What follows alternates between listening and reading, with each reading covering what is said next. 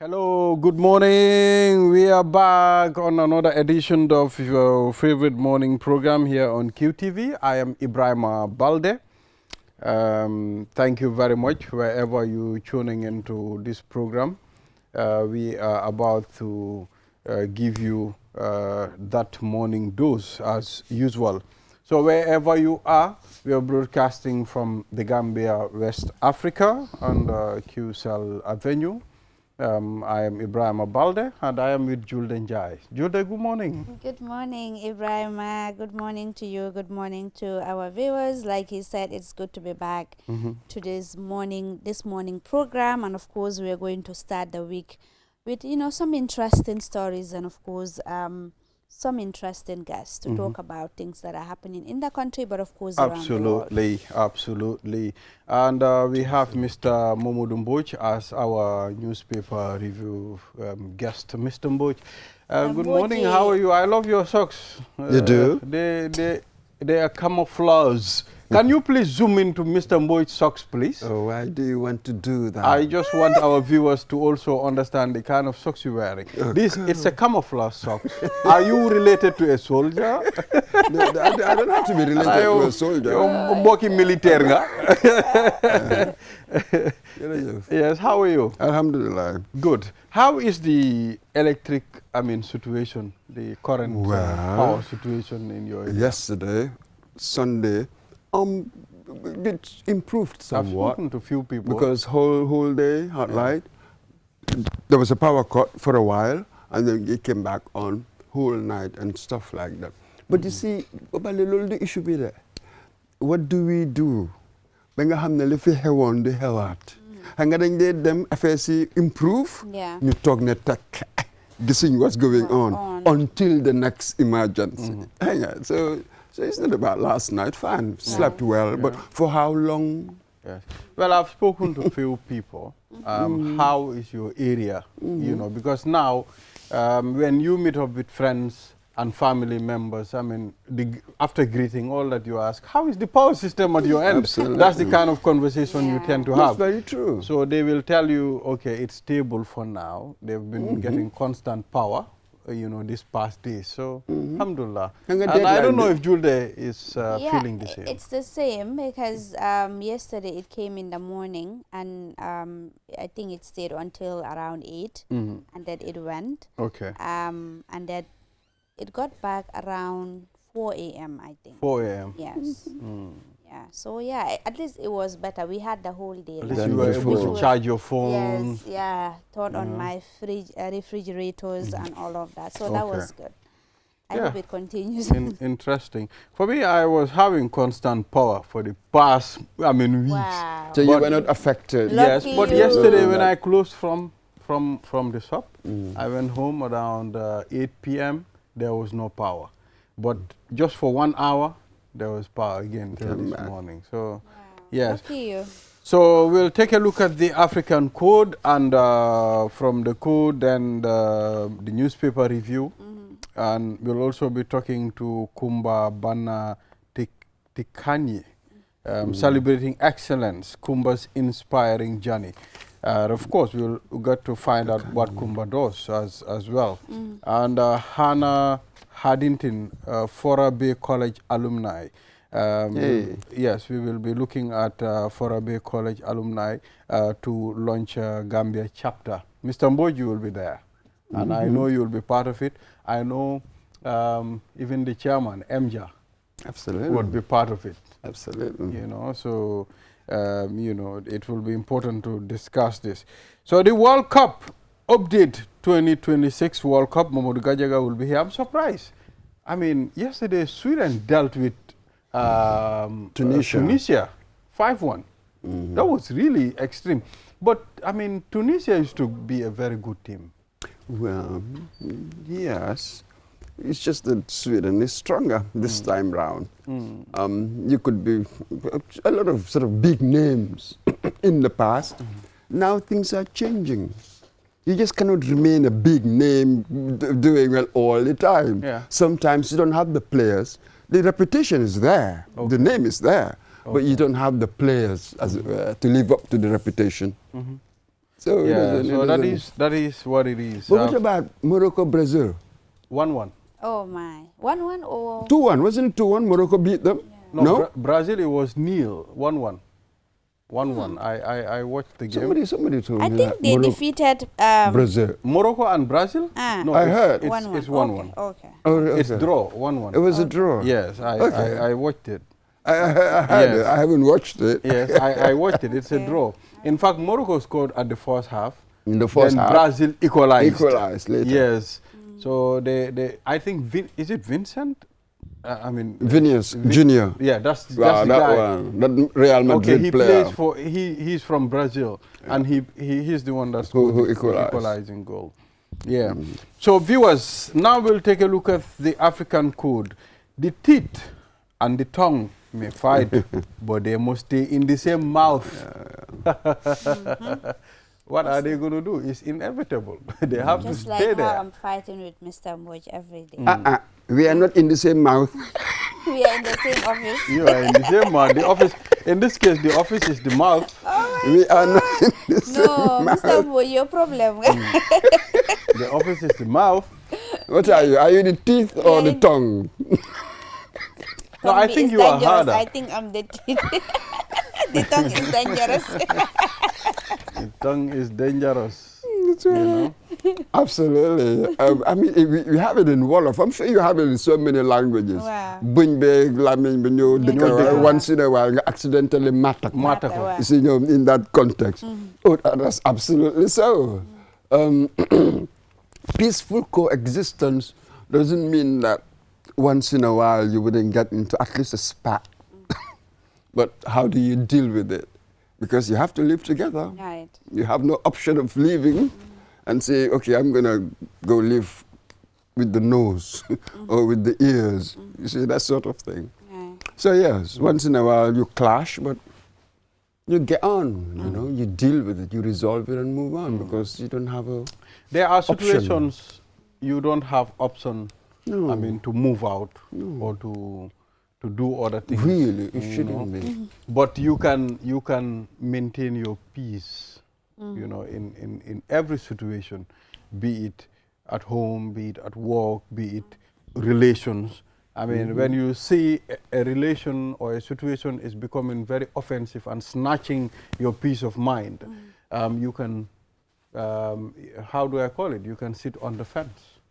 No, there's no sitting on the fence. You deal with it. There's no sitting on the fence. What does that mean? What would the fence look like in this kind of situation, you know?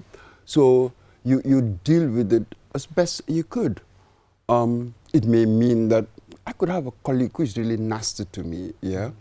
I don't have to be nasty back. I just withdraw myself. I deal with every situation as best that you can. So that's all you have, Exactly. you know, because what can you do? You're working in the same office, or if it is at home, you know, sometimes with the partner, the spouse, or with the children, you get into all sorts of things. But what do? You are necessarily bound together, Exactly. you know, by one reason or another. So how do you deal with situations, you resolve it, so you have a working relationship? It has to be a working relationship. I don't even need to like you for us to have a working relationship.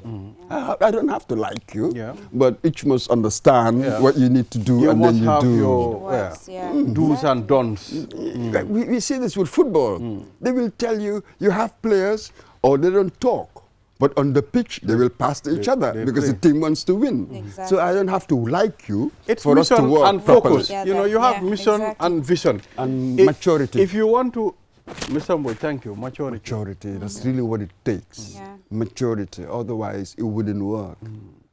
If you are Really. mature, you should be able to handle Yeah, it. yeah. So that's what it is. Doesn't mean if we are in the different, you know, groups, different parties, different ethnicities, different ideologies, we cannot coexist peacefully.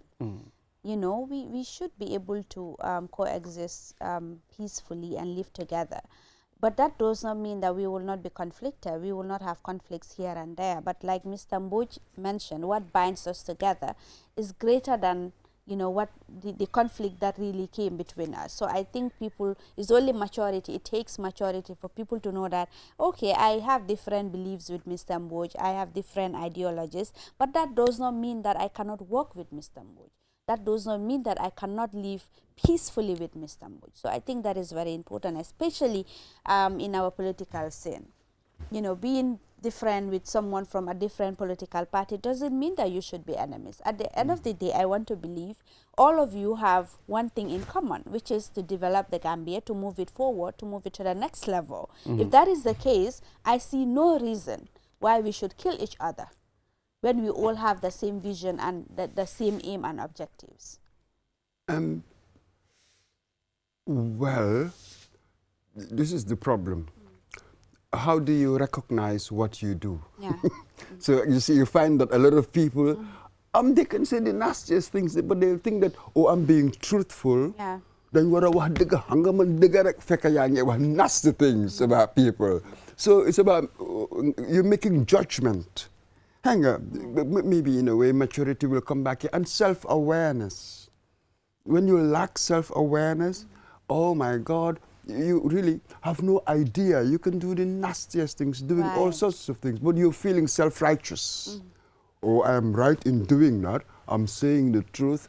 So this is the problem. So we can read this proverb and discuss it and say, yes, this is what people should do, but that is just such a far cry. So different from when you are in a situation, how do you make judgment? What kind of a character do you have? So it's easier for some people to behave like that, you know, understand the bigger picture. But some people cannot see the wood for the trees. Right. They focus on little things and it spoils a lot of things. So in the end, these things are easier said than done. Really, to be honest. Yeah. That's right. So at this point, we'll take a short break, and after the break, the program is going to continue. We'll be back.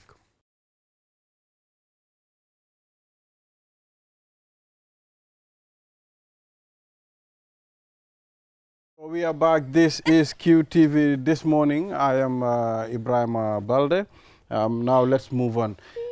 This morning, as I was coming to work, I found something very disturbing in the streets of Serekunda, from Babun Fati towards Westfield.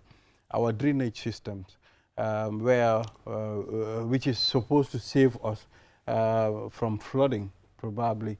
If the rain comes at this time, we would be very disappointed because there will be no flow of rain.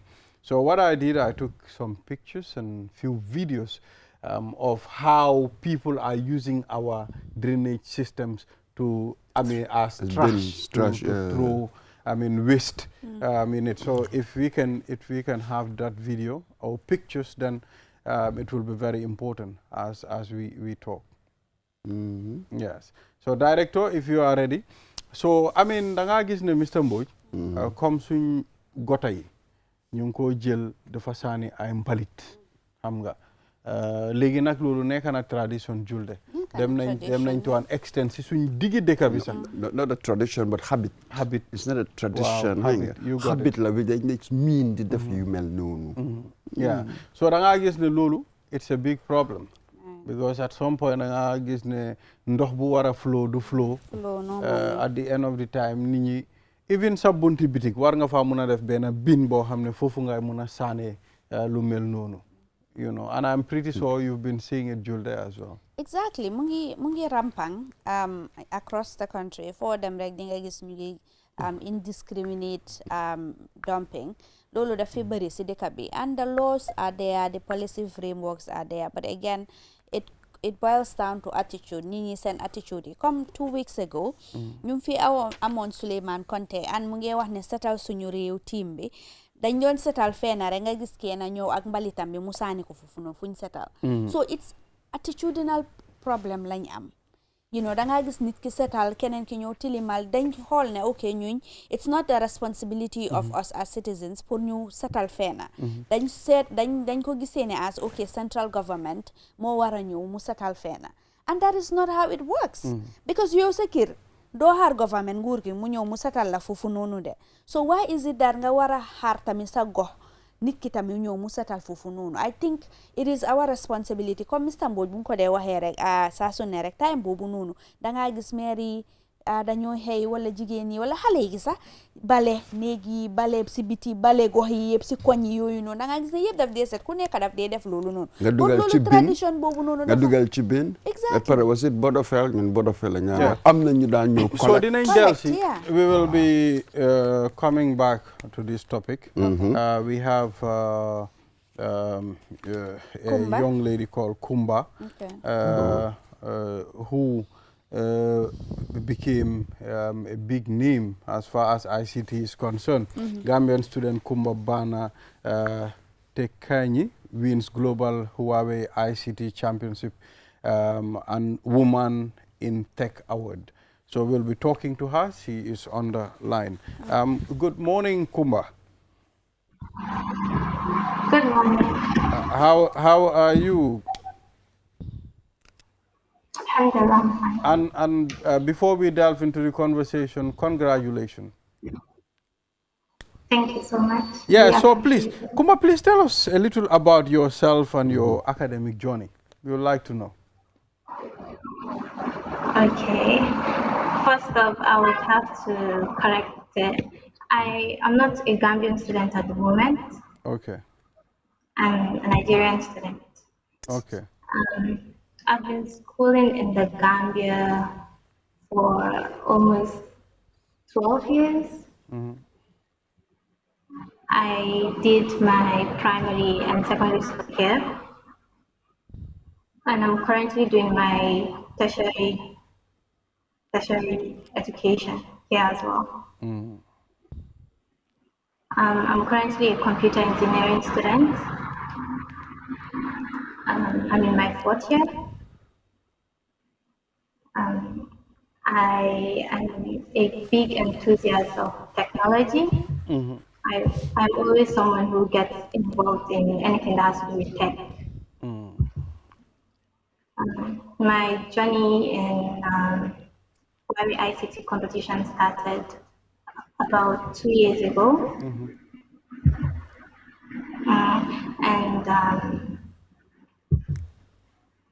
For this competition, I focused on the networking track. Our main goal was to simulate real topologies, build networks, and make sure.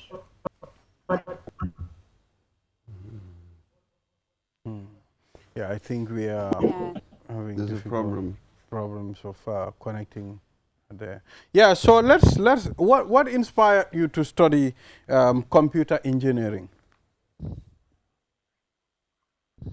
Computer engineering. What inspired me most was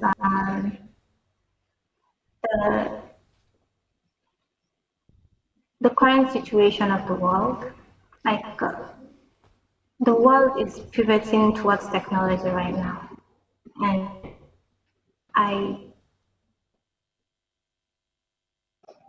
the trend. I believe technology keeps on advancing. It's something that keeps on growing as time goes on, and I think that's the best path for me.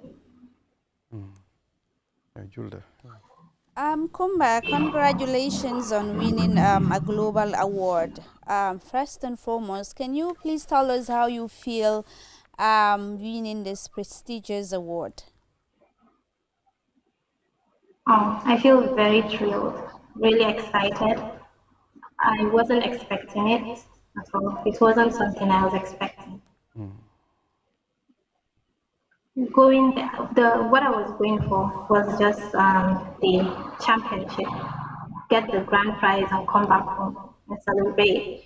But I never knew something bigger was waiting for me. So when my team was announced as a winner of this award, I was overwhelmed with joy. Wow. So in terms of the competition itself, can you tell us what is it all about, and what is involved in the competition? Okay. The Huawei ICT competition is an annual competition where people all over the world come and participate in different drafts. It could either be networking, computing, cloud, or innovation. Um, Okay. it's divided into different stages. We have the preliminary, the national, the regional, and the global. The prelims and the nationals are mostly written exams, while the regional and the global are practical labs. The prelims and the regionals test your concepts, like how good you are conceptually about a particular area, while the regional and global test your practical skills on Okay. your field. So in that case, for you, what specific projects, innovations, and of course skills that you possess to enable you to be the winner of this international award?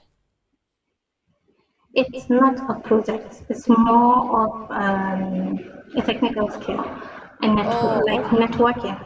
As a network engineer, you are tested as a network engineer Okay. and how you build a network infrastructure, how you manage it, how you keep it secure,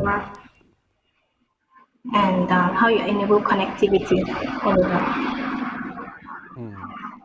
Yeah. So, I mean, we understand you won both the Global Championship and the Women in Tech Award. How were you able to do these things together? It's not that I did them. Okay, it's not. They are not two different entities. Or they are, but I won it due to the fact that I performed exceptionally in the Huawei competition. Yeah, the Huawei competition isn't really an easy competition to win, and the fact that my team were able to get grand prize in the regional and also do the same for the global gave us that award. So what does it take for someone to actually compete but also win this Huawei international competition? What does it really take? Can you take us through the process? Okay. First, first you have to. Okay, wait. I don't get the question. Do you mean how you get yourself into the competition? Exactly, like what it takes. Okay. First of all, your university, your institute has to have a Huawei ICT Academy. Okay. Um, in that academy, you have to register as a student of that academy. Okay. When you register, when the duration for the competition is usually around October all the way to June, just like this year. So around June, you register, you start preparing for the prelims. There are different courses you have to take to prepare. We have HCIA, HCIA, HCIA, HCIP, HCIE. Depending on your track, you have to learn all this.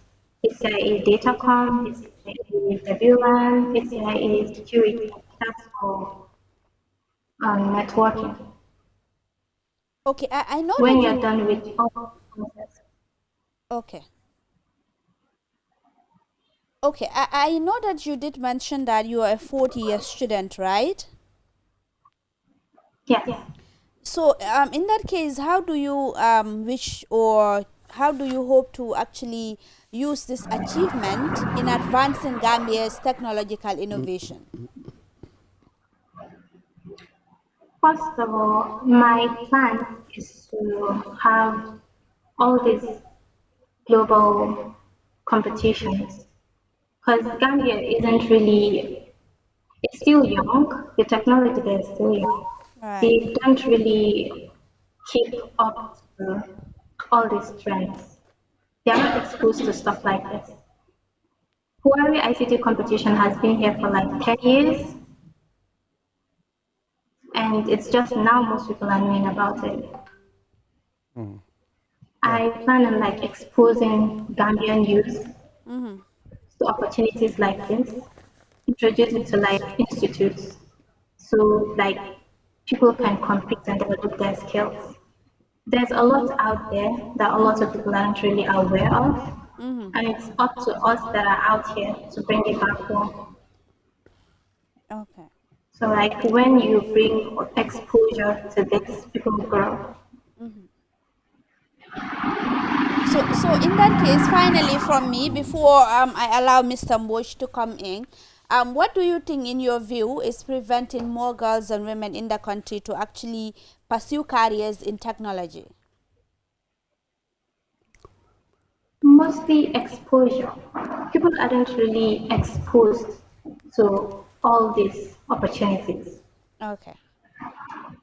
I haven't been in the Gambia for long, so I can't really tell the whole infrastructure.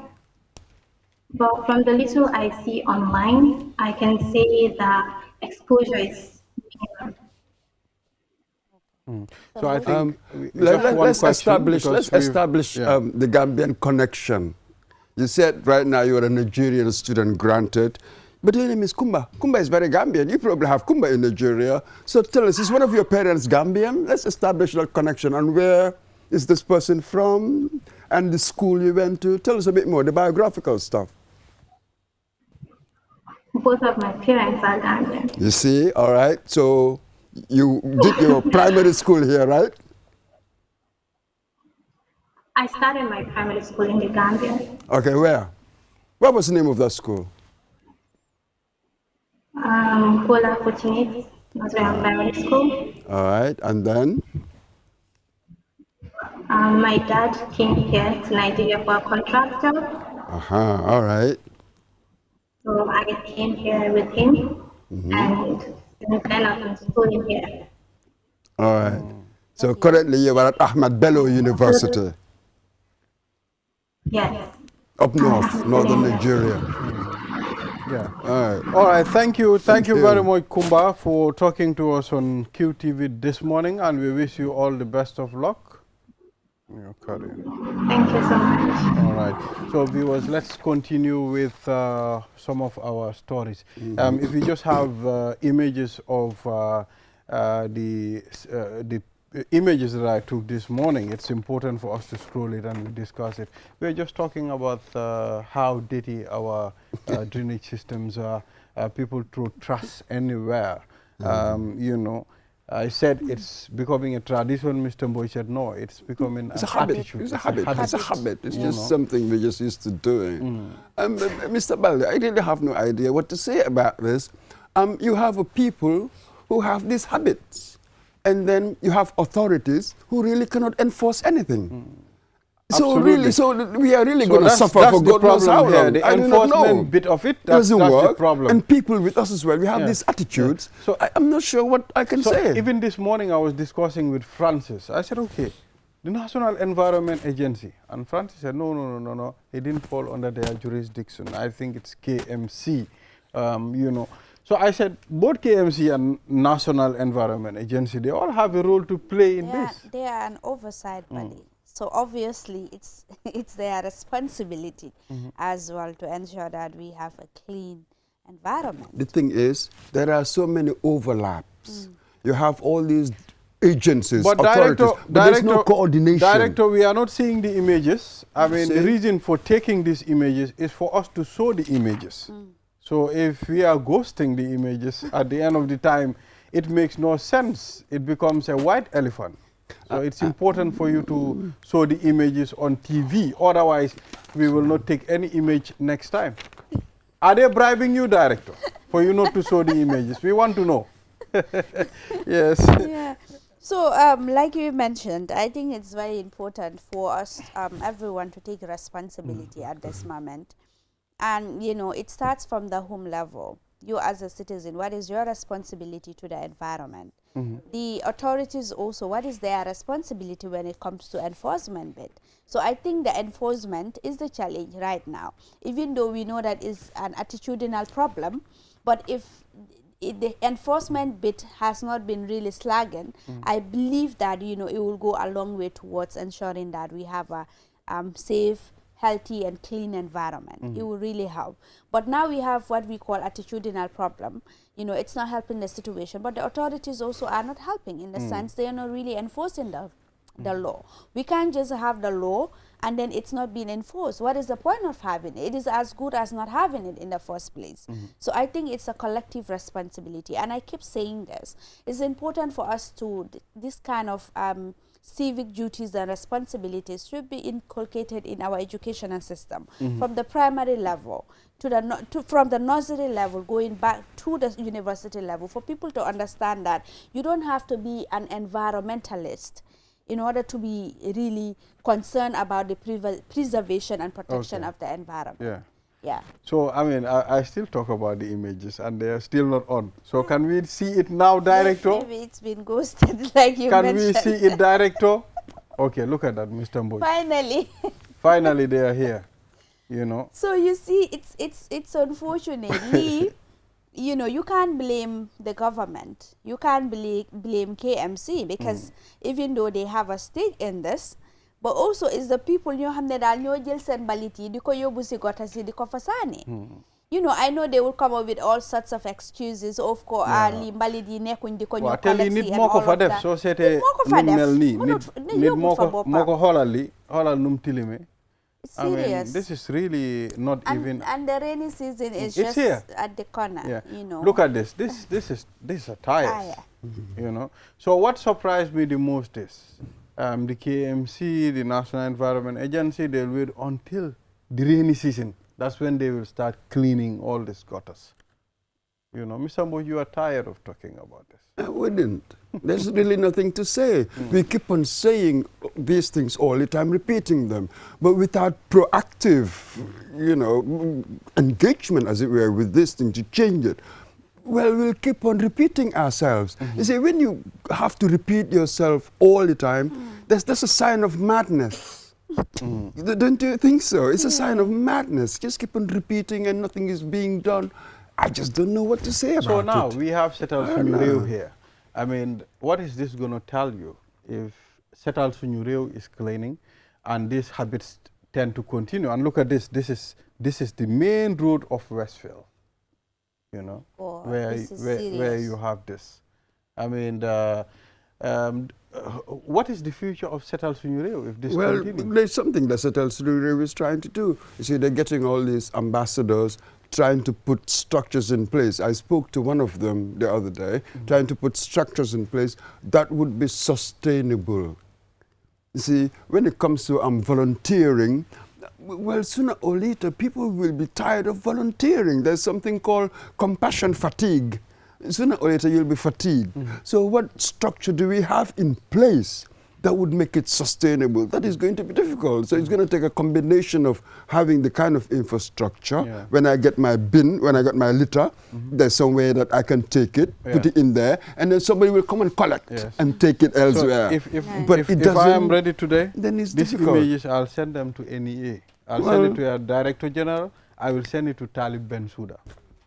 Yes, let them see how our KMC Exactly, it starts somewhere. And like I said, it's accountability, all of us taking accountability of what is really happening in our environment. But like Mr. Mboy said, we literally every month or every day we talk about the issue of environment, but nothing seems to be done about it. They're just throwing things So I think the same. we better We see just it all the move time, on. especially when people are in vehicles. Building, The other day, when people are in vehicles, be it a can, be it whatever, and you're wondering, where are you from? I mean, Jesus. So on the Foroya newspaper, we have quite some interesting headlines. Reparations Commission says $21 million is paid to victims, pursues Yame asset proceeds. Pursuance, okay. Right. Interesting. What does it? What's that?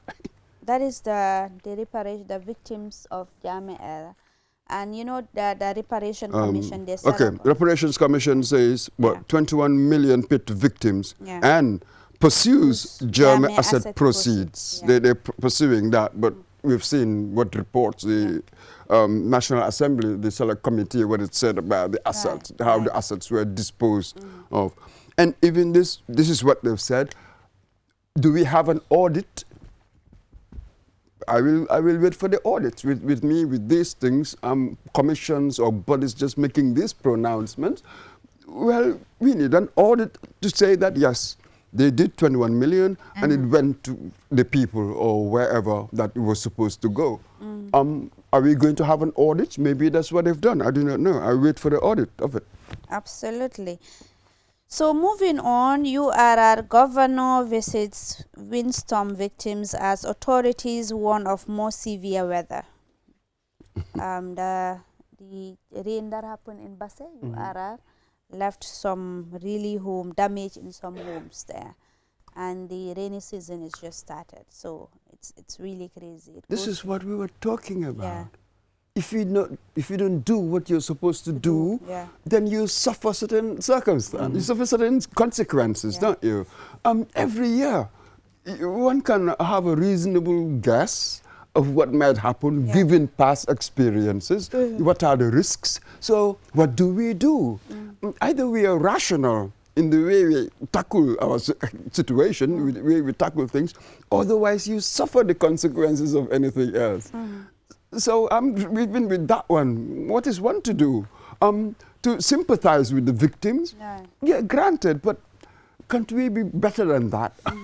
The rainy season is coming. We know that in certain areas there are certain risks that you face. So what do you do, as it were, to minimize?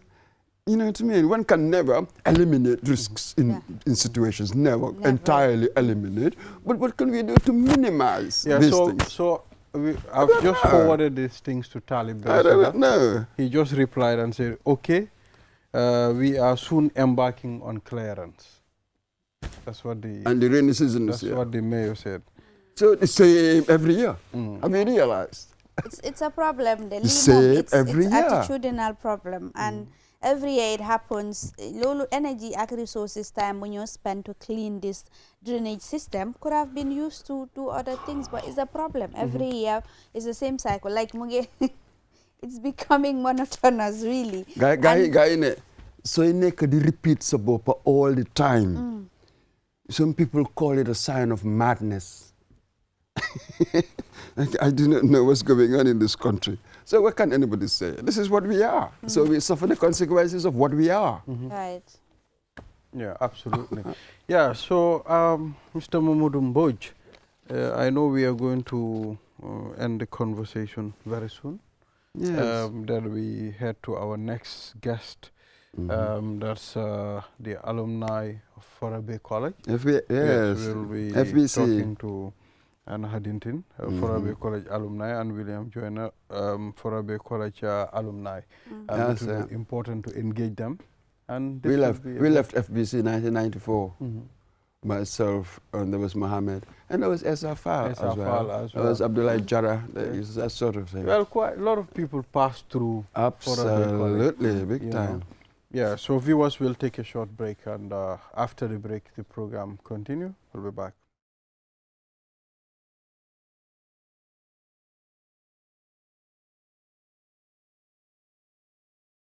So we are back. This is QTV This Morning. I am Ibrahim Abalde. I'm with Jules Njai. Now let's head to Forabe College alumni to launch Gambia chapter. We have Hannah Hardin, Forabe College alumni, and William Joyner, Forabe College alumni. It's good to be here on this platform with you, ladies and gentlemen. How are you doing? Oh, fine, thank you. Yes. Pretty good. You are most welcome. Thank you. Very much. Yes. Yeah, it's funny. Everybody refers to me officially as William Joyner, but most people know me as Shola Joyner, just Shola. Sola Joyner. Yeah. Okay. All right. All right. Okay. So let's start with Ms. Hannah. What's the inspiration behind forming the alumni of Gambia chapter? Thank you very much.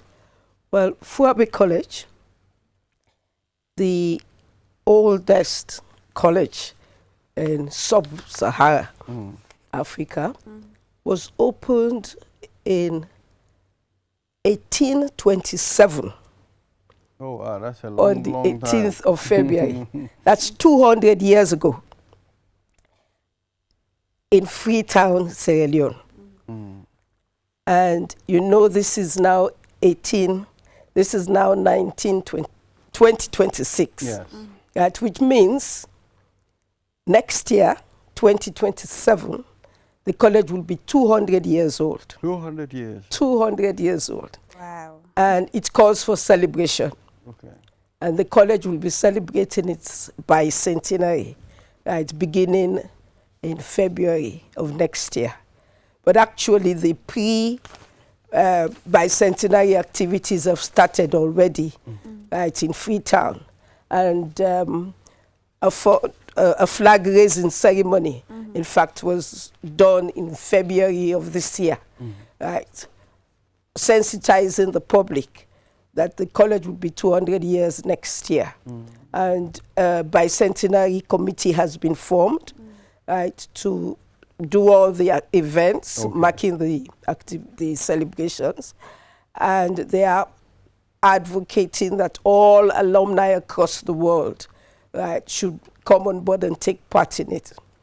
And of course, a lot of Gambians schooled at Fuabe College, and we would not be left out in these celebrations. Yeah. So we've come together here in the Gambia to form an alumni of all Fuabites that are resident in the Gambia as well as outside. But here, we're looking at both Gambians and non-Gambians. Okay. Once you are Fuabite, right, you are invited. Now, nationally, the Bicentenary Committee was set up in Freetown, Sierra Leone, and they have planned activities to mark the celebrations. Pre-bicentenary events, which will go throughout this year, as well as events of next year. They are hoping to start it in January of next year, and they will celebrate right through to about April 2027. Okay. Now, they have also got about 8 or 9 projects that the college would want all of us who have benefited from it to come on board and support. Right, and that's what we want to do. Right, I will leave Shola to talk to you about that. But perhaps I should also add that 3 of the main projects that the Bicentenary Committee has identified in Freetown that they want all of us, alumni, to take part in. Right, these activities include providing a sustainable water supply for the campus, an endowment fund so that students, who are not that economically strong would be able to get sponsorship. Right, and also they want to fence the campus. Okay. Yes, because people are encroaching in. Yes, so they want to have a perimeter fencing, right? Across. Of Fuabe? Yes, okay. at Fuabe College in Freetown. In Freetown, okay. Yes. I will ask Shola to tell you about our association here. Okay. Yeah, All right, Shola. You're welcome, sir. Welcome. Thank you very much. But I'm wondering though, why does it take the college, over 200 years since its establishment to have a Gambia chapter here? Well, yeah, I mean, that's a good question. But probably we did not have, that sort of something that was pulling us together, to want to come, in one force like an association and things, because, of course, over 200 years, people have been going in steady streams. And maybe at any given year, I mean, there would not be more than like 20 of us there. So now that, we are looking at 200 years of existence of FBC, it is a cause for celebration. It is a milestone. Like Ms. Harding said, no college in sub-Saharan Africa is that old. So 200 years, I mean, this is what is bringing us together. And so we found it fitting to form an association, and this was launched last August, 2025 August, and it has been legally registered, and that was done towards the end of the year with a constitution and our aims and objectives and things like this to further tell Gambians and non-Gambians resident in the Gambia that we want to be a formidable force to support this milestone. And we want to take this opportunity to call on anybody who has gone through Frobe College, is widely known as just FBC, you know, to come on board. Even if we don't reach out to you, you can reach out to any of us, and we know each other. I mean, maybe by years or something that we say. So I would know somebody who was in my own group, and that person would know somebody. Maybe there's a 2-3 years gap or something of the sort. So we will tend to know each other. But whoever has been to Frobe College and is resident in the Gambia at the moment, please reach out to you. We will give you numbers later on on how to reach out to any of us. But we know Gambia had a special relationship with Frobe College. In fact, actually, I should broaden that a little bit with the University of Sierra Leone, which includes other colleges that are not FBC. And thousands of us have been through Frobe College. Quite a big chunk of that are in very responsible positions in the Gambia. Well, we understand how Forobe College played a role, in molding key figures of the Gambia. Let's including take a better example, our chairman, Mohamed Jah. Exactly. I mean, he is and Mr. Mboj, who was Mr. Momodu Mboj, Esa Fall, famous politician of Gambia. So honestly, Gambia and Sierra Leone have been having this relation for a very long time. For some of us, our grandparents traveled to Sierra Leone, they settled there. Most of our fathers were born in Sierra Leone and schooled in Sierra Leone. So I mean, that relation have been there and cordial for a long time. I remember during my time, I went to Frobe College in 1977. It makes me feel old already. Most of the people that I see, they were way after me. As soon as we finished Form 6, sixth form here in the Gambia, and at the time there was only one, which was at Gambia High School, and the results were out. The then permanent secretary took a weekend trip to Sierra Leone, and they spoke to the authorities there and say, oh, we have these students who have these results, we want to send them over to Freetown. And straight away everything was done. And from there he called and say, oh, X, Y, and Z, please pack your bags and come to Freetown. Very good. That's the special relationship that Gambia used to have with the University of Sierra Leone. And really FBC being in the capital itself, I had that even more special relationship for us. So what is the aims and objectives of the Gambia chapter? Well, basically, like I say, it has come together to mark this 200 years that is coming next February. That is the first thing. But we want to make sure that it is sustainable. It extends way beyond that. It becomes a formidable force. I mean, people are still going to Sierra Leone and coming back. So we hope it will be a perpetual organization to support FBC. We gained a lot from there. And we want to see this as a way of giving back to the society, to Frobe College. During my days, things were already beginning to slide down a little bit in terms of standards and stuff. But previous to that, even during my time, there are certain things that were in place that were, you know, quite something for us to be proud of. And some of these things have deteriorated. So we will see this as a continuous engagement with Furebe College to try to see how much we can help with some of the projects that you know, Mrs. Harding has mentioned, fencing of the perimeter. I mean, it was not an issue in those days. Yes.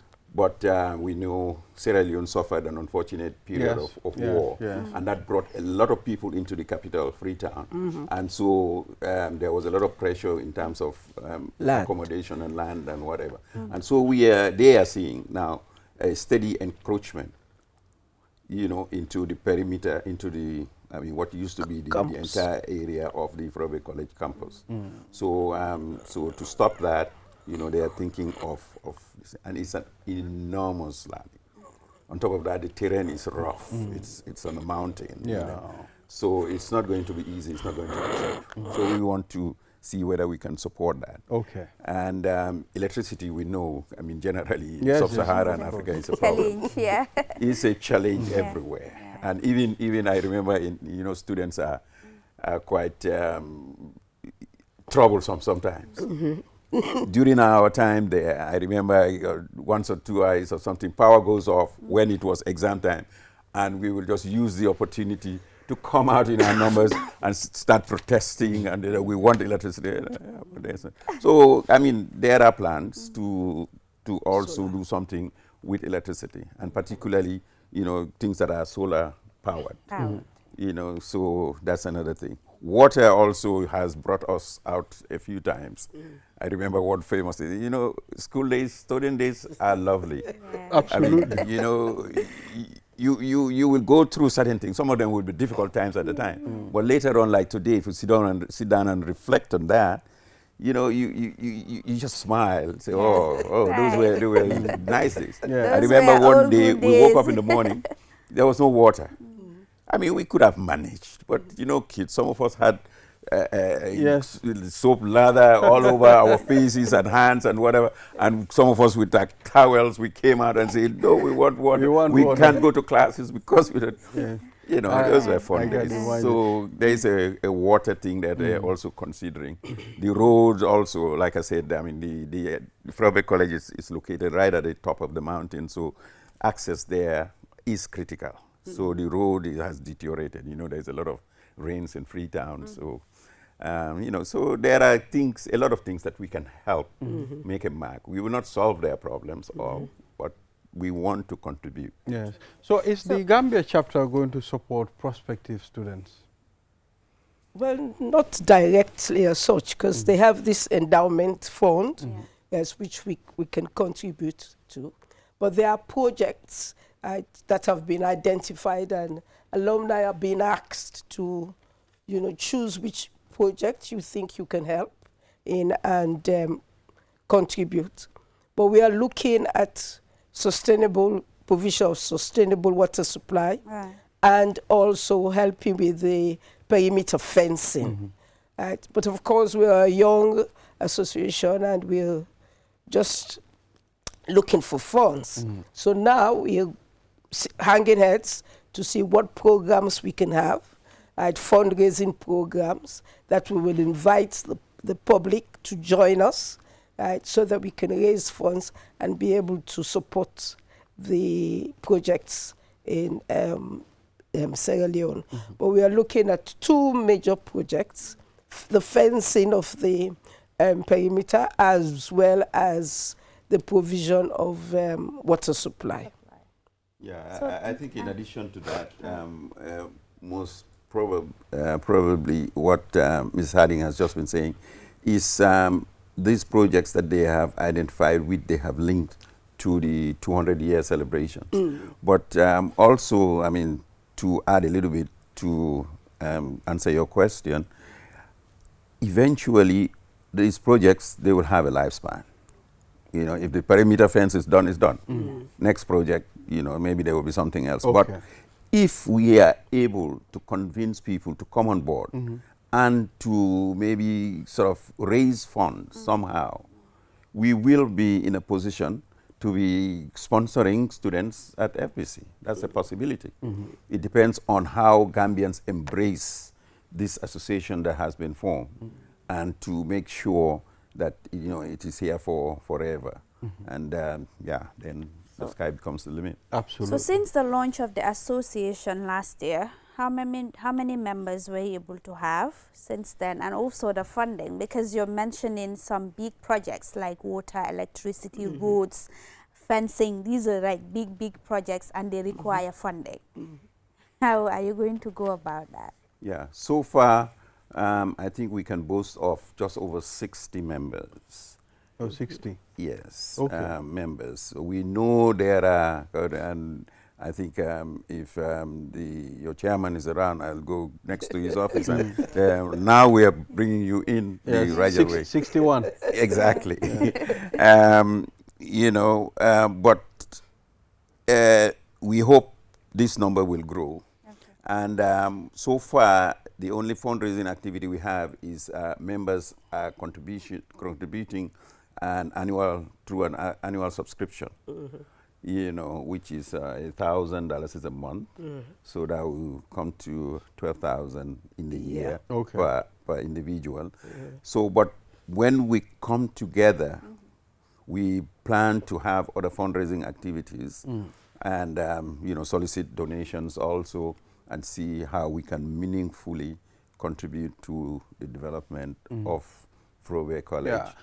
This program is followed by many people, both in the Gambia and outside. I am pretty sure people will reach out to you, you know, to join the alumni. No later we'll be able to create a contact where people can contact you. Yes. Yes.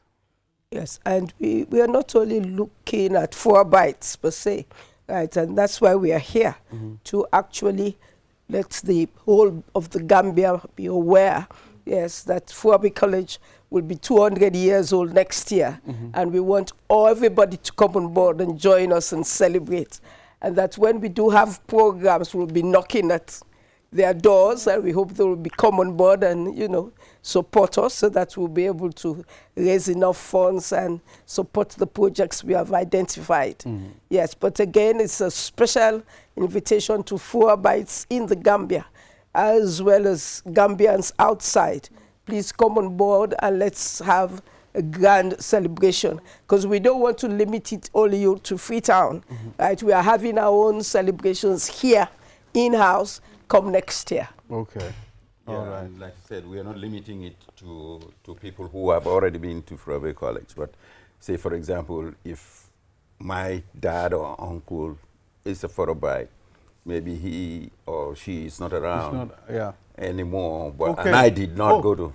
Oh, okay. No, I'm saying, I'm just giving a hypothetical case, that for somebody whose maybe parent or sibling or whatever was there, I mean, but they themselves didn't go to Frobe College, you are quite welcome to come and assist in the name of that person, individual. Okay, okay, interesting. Wow, that can work as well. Yes. Yes.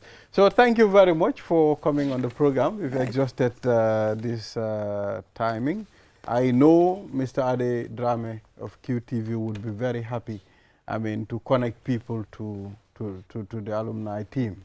Yes. Yeah, but maybe just if you can give me just a few seconds, just before we leave, let me give you some contact numbers. Please, go ahead. Just in case, wherever you are, you can reach us, you know, directly on the phone or through WhatsApp. The president of the association is Mrs. Harding. At the moment, we have a secretary called Mr. Abdullah Jara. Our treasurer is Mr. Anthony Taylor. And we have a PRO who's Mr. Tom Foster, who's not around. But, you know, like I say, in this day and age of technology, he's all the way in New Zealand, but I'm sure he probably will even be watching this live because he knows we are here. So Mrs. Harding can be reached on 779-2376. And I repeat, 779-2376.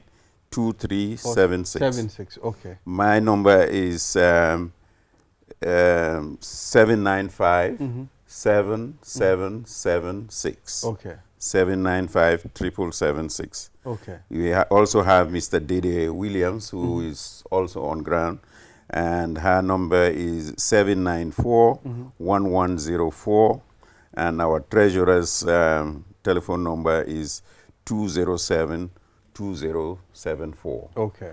Okay, so these are some of the people that are on the ground that we can reach out to and facilitate their involvement in the association. All right. Thank you very much. Thank You're you welcome. for coming. And we hope the people will contact you and join the team. Yes, we look forward to having Mr. Mohamed Jah with us. Yes. Yes, and we hope he's watching the program. Okay. Yes, All right. he has to be with us. And by the time you come back, we hope that all of you will now transition to have QCell lines. Sure. Yes. We love that. Yes. Yes. Is my Yes. main number. Oh, it's the main number. Sorry. Yeah. Yes. Okay, I gave my number, the AfriCell number, Yeah. but my QCell number is the same, only starts with 3. So it will be 395-7776. 395-7776. I forgot I was in QCell territory. We are always like that. Yeah. I mean, yeah. So viewers, this is all we have for this segment. We'll be back with sports after the break.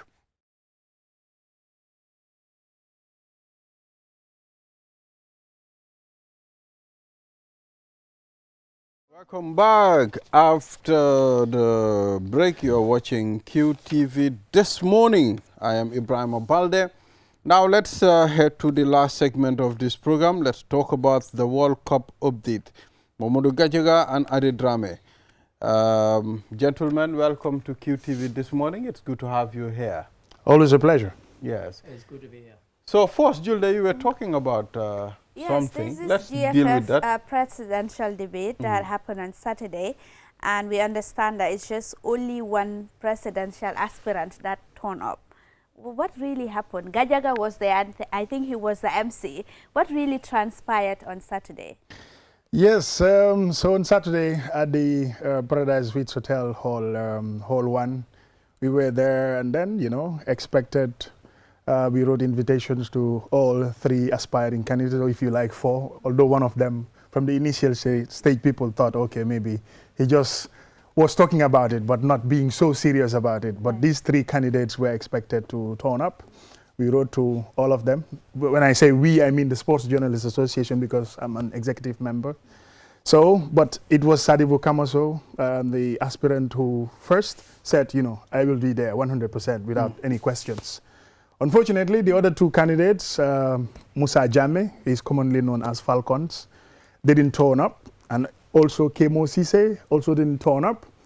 The reasons given, according to what we saw on social media, is they accused the Sports Journalists Association of bias, like being in favor of one candidate. And let me just put it into perspective. Were you biased? We are not, because we set up a debate commission headed by Famara Fofana, who used to work at GRTS, veteran journalist, I would say somehow, because of his, he's been in journalism for years, and everyone knows about his integrity.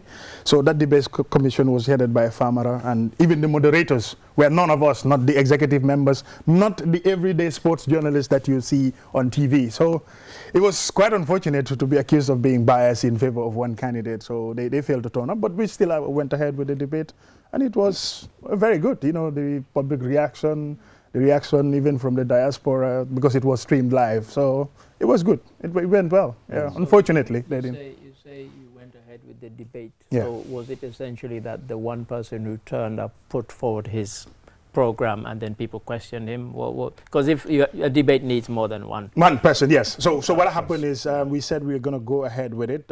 Just to mention from the initial stage that we invited 3 people to come and debate each other, debate on ideas and policies. So unfortunately, the others didn't come. So we went ahead with our question and answer session that we would have asked each of the candidates.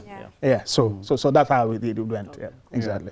So now let's move to World Cup. 2026. Yesterday, the Tunisia-Sweden game, I was thinking Tunisia is a very strong team, but 5-1. What made you think that? It's a lot for Tunisia, considering their history, records they break. I think they were once African champions. Yeah, they won the AFCON. At some point. Yeah, they won it in 2004. So Sweden trashing them 5-5. It's a lot, Gaj. Well, I don't know if Gaj watched the game, but if you watch the game, at least 3 of the goals were very bad defensive mistakes by Tunisia. They were poor in defense.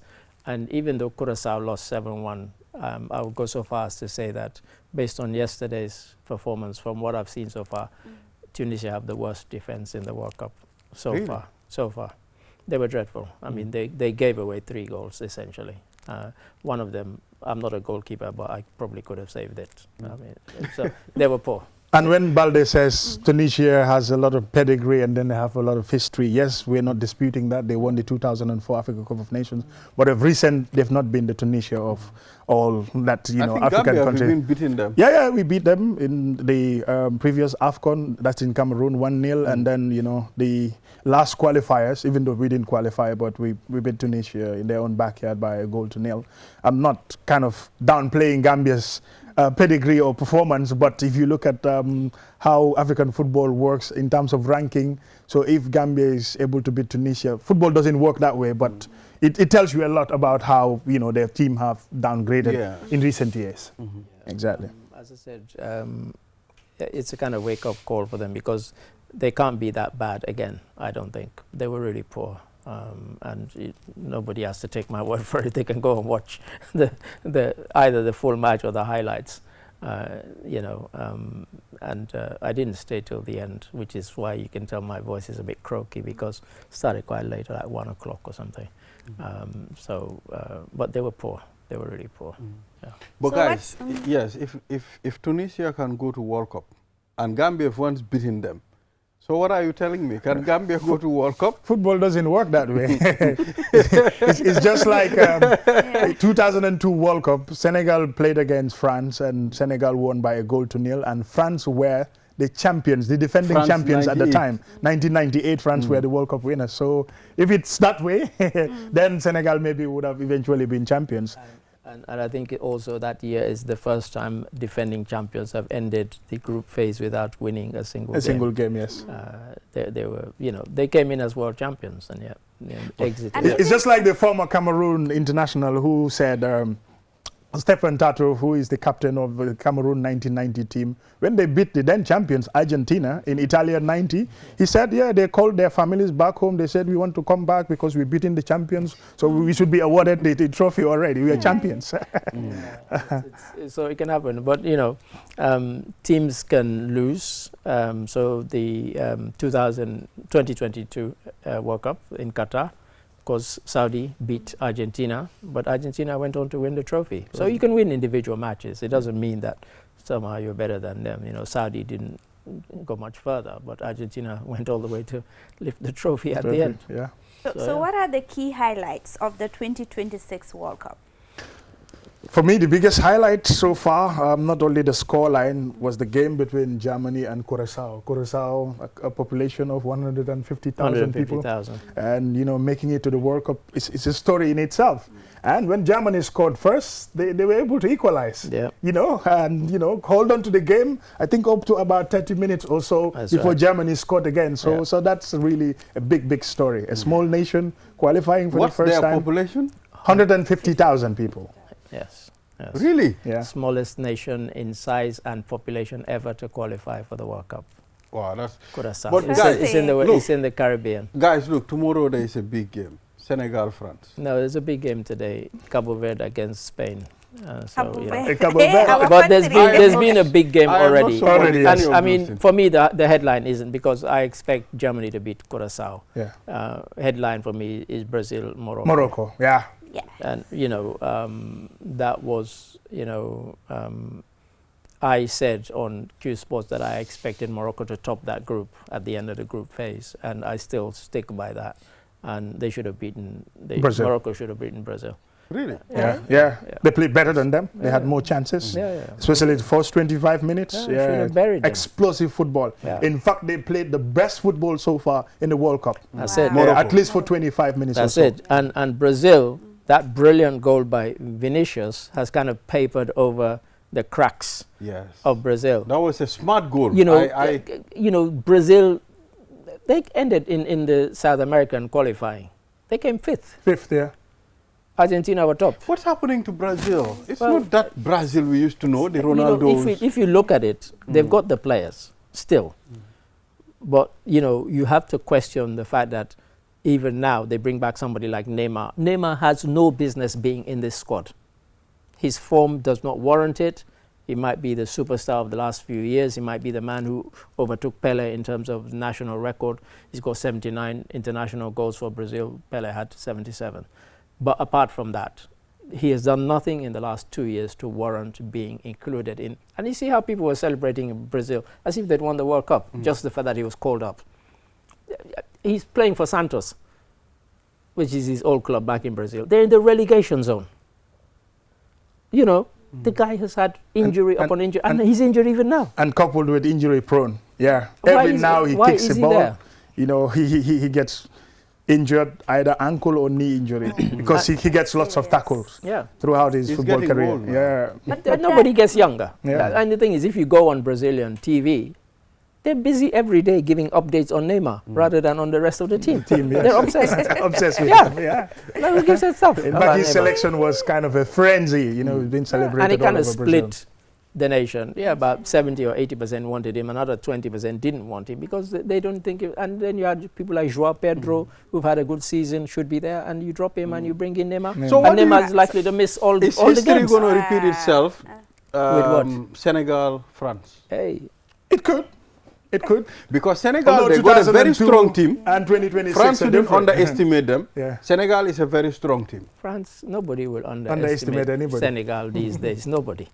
And back in 2002, the Japan-Korea World Cup, you might think that maybe France did underestimate Senegal then, because that was the first time Senegal had ever appeared in the World Cup. And so maybe and of course, more than half the squad, as we know at the time, played in France. And some of them could even have represented France, you know, some of that, Senegal team.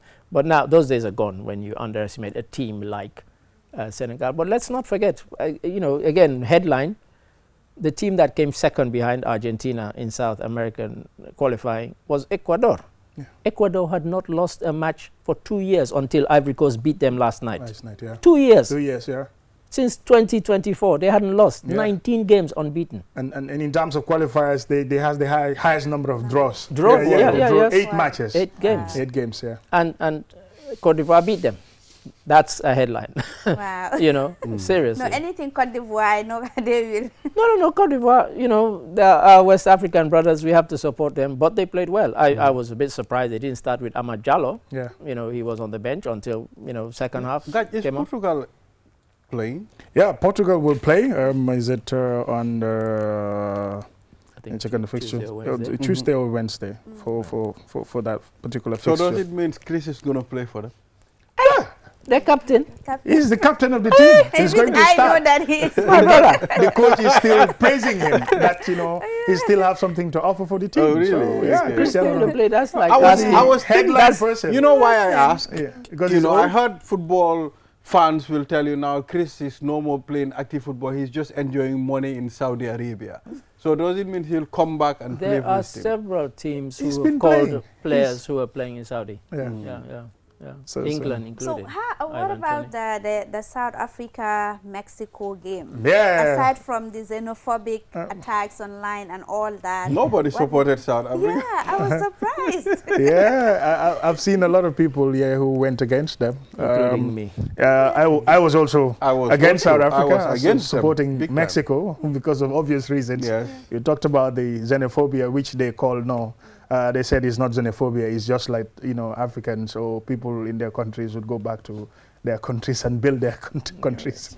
So I mean, this morning, Julius Malema put out a series of interviews that he did saying South Africa is not xenophobic. He said what you have is you have a few people who are like that. He called them stupid and so on. I mean, even he has been attacked by them because he's come out against it. And so the Ronwen,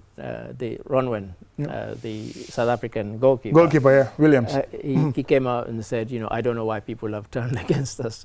And I replied on his X feed, I said, surely you know why.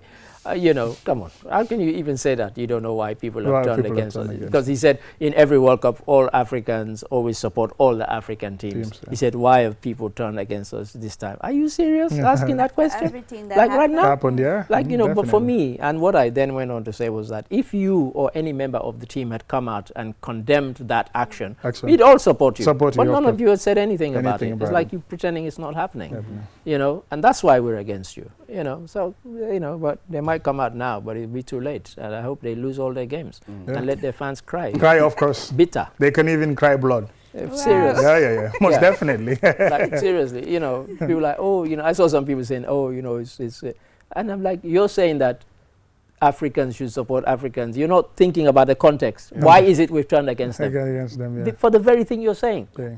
They're not supporting Africans. They're busy attacking and killing Africans who they claim have took their So jobs. the Somali referee who refused to enter the U.S. Yes. I mean, according to reports, he's now been selected to call at the UEFA Canada? Championship. No, the Super Cup. Mm. So it's between the winners of the Champions League and the Europa League. He's been asked to officiate that. To Yeah, referee Paris Saint-Germain and Aston Villa. Yeah, yeah. He's going to officiate that match. Yeah, for me as a compensation for not making it to the World Cup because of It's not the his same. refused. Yeah, It's not the same. no, it's, of course it's not but, the same. But yeah, but you're right. Yeah, It's a kind of but compensation. A kind of compensation from Uh, UEFA, and- which is and also a good thing. A Yeah. lot of people praise that decision by UEFA. That's right. And you know, UEFA have saying that they had always planned to do this. That's a lie. I mean, the coincidence is too much. Too much. The fact has been denied his opportunity. For any referee to referee at the World Cup must be your dream. The guy's young, he's 34. His time might come again. But for them to now announce that is brilliant. And then FIFA on Friday announced that even though he's not officiating, he will get his full fee that he would have gotten for all the games he was supposed to referee at the World Cup. But it's not about money. It's about being there. It's the about prestige. the record. Yeah.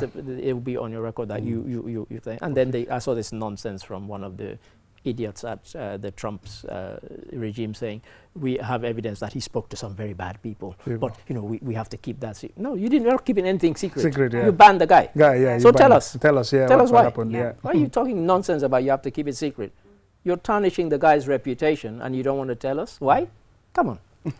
It's foolishness. Yeah, guys, so we've exhausted the time What? already. Oh, Director we have? said it's time. We So need let's to just tell you quickly roll the today's curtain games. here. Today's Spain, Cabo Verde, Saudi Arabia versus Uruguay, Belgium, Egypt, that should be one, and the big one, Iran, Hey, Iran. New Zealand. New Oh, Zealand. wow. And so I'm Iran rooting have for to play Iran. their game and get out. Everybody's rooting for Iran, unless you're an American. All right, thank you. Thank you very Thank you very much. much, Julde. Thank you, Gajaga and Mr. Ade. Viewers, this is all we have. We'll be back here tomorrow again for another edition of QTV This Morning. Until then, bye-bye.